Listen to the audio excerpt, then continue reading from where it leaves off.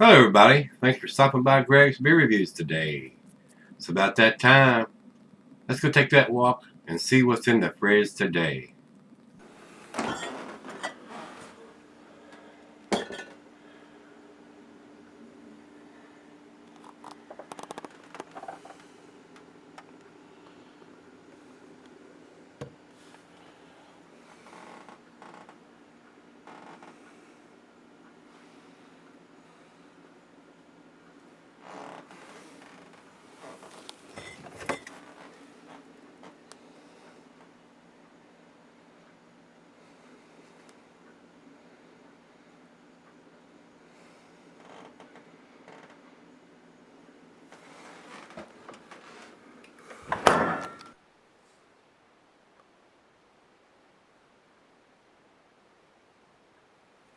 Hey everybody, thanks for stopping by. We had such a disastrous take on a Doppelbock, a cherry Doppelbock yesterday from Brewery Viviant and Victory collaboration. Thought we'd go ahead and get this other Doppelbock out and see. I reviewed this beer back in 2012, guys. February 2012, I think it was. And I thought it was a decent beer. It didn't make it to the A category then, but it was a good B beer. And this is an 8.2%er, 25 IBUs, and it's got the date on it. So they're giving you the alcohol, the IBUs, and the date. And this one says it was canned on February the 12th of 2016. And today is January the 3rd of 2017. So it's almost a year old. It's 11 months old here in the can. Not quite 11 months old. Today's the 3rd, and this was done on the 12th of February. So, and the one I did was before they were canning. It was back when it was in the bottle. So this is a 16-ounce can. And Troegs is out of Hershey, Pennsylvania, and they do some tasty beers. They really do. And I'm glad to see them doing the cans. A lot of people are still scared of cans. They're scared of dark beers and they're scared of cans. Oh, that looks like a cheap beer in a can. No, it's a mini keg. I mean, it's they just don't get it. I'm still getting people comment, I don't think I'd buy a craft beer in a can. Well, you're kind of screwed up in the head then. I just don't get it. It ain't like they're putting them in tin cans like they did back in the 60s. They just don't get it. They just don't get it. We'll leave it there. I'm not going to go off on that. Says here, it's 8.2%er. Commercial description for periods of tasting. No, I can hardly see this thing. For periods of, I'm going to have to put my damn glasses on. I can't read this damn thing.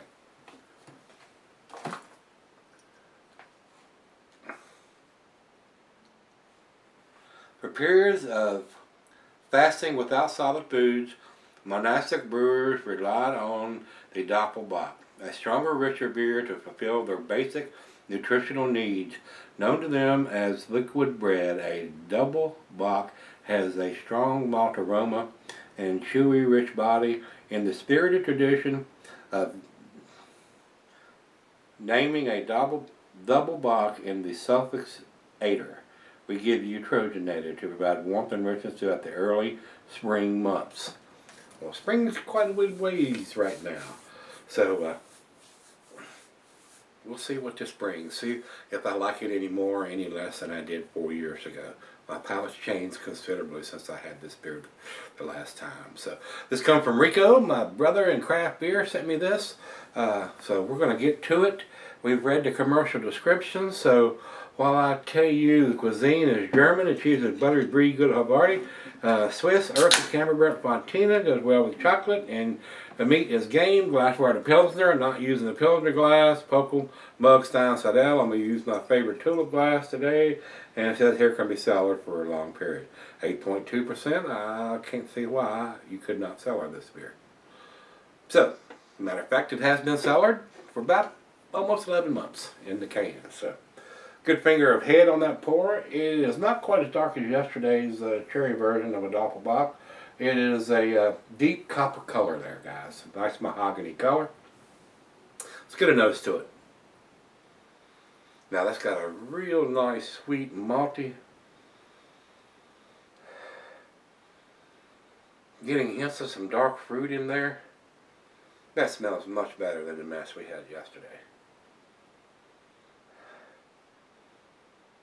Wow, I am getting just a slight hint of some chocolate, but I'm getting some fruitiness in there. Oh yeah, that smells pretty good. Let's dive in and see what we got. Cheers, everybody. Cheers, Rico.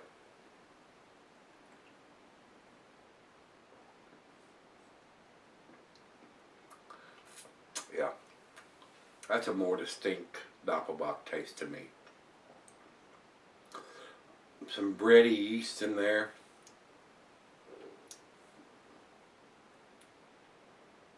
Almost getting some dark cherries in there too. And this doesn't have any cherry juice in it.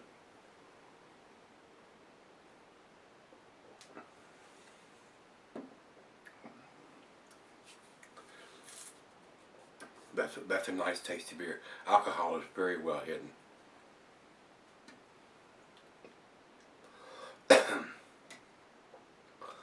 Well, let's take it back and let her have sip 2 or 3 and sip on this one for a little while and see what we end up with this. But I can tell you right now, it's already better than what I had yesterday. This is what a Doppelbock is supposed to taste like. I'll be right back. Hey guys, I'm back. Got just a little bit left here. This is a decent Doppelbock. Nice maltiness there, nice breadiness to it, hints of some dark fruit, maybe some dark cherries. Very tasty. ABV, IBUs, and the date is on the can. Thumbs up. That's the way it should be done, guys. That's exactly how it should be done. All the information you need to make an educated decision on buying the beer. So, final chug.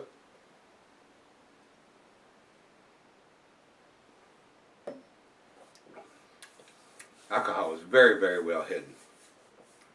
You can get in trouble drinking a few of these if you're not drinking them at home. Very tasty beer, guys. To me, it's a B+. I'm going to give it an 89. That's what I'm giving it. Very tasty. You might say, oh man, that's an A beer. I wouldn't argue with that. There's probably a lot of people that think this is an excellent, top-notch Doppelbock. Not my particular style, but it is a very tasty beer. So that's where I'm going to put it. So we'll go over to Beer Advocate, and they say 88 in a very good range. I agree. And over to Rate Beer, they have it 91 overall, 95 in the style. Excellent numbers from those guys there. And for our final check-in, we'll go to Untapped, and they have 3.77, which is their B+ range too. I do think it's a B+ range. So Beer Advocate and Untapped and myself have it about the same B+ rating, and where Rate Beer has it just a tad above that at 91. So very tasty beer, very well done. And now that it's in the can, easy to pack in, pack out. You don't have to worry about anything break in or anything like that. So very nice, a great wintertime beer to have. So very tasty. I enjoyed this. Rico, thanks again, my brother. A great beer, very tasty. So if you've had this one from Troegs Independent Brewing, is what they call themselves. This is their Troegenator Doublebock. Very nice. Very well done. Alright guys, if you've had it, let me know. Come on back tomorrow. Let's dig something out of the fridge. See you then.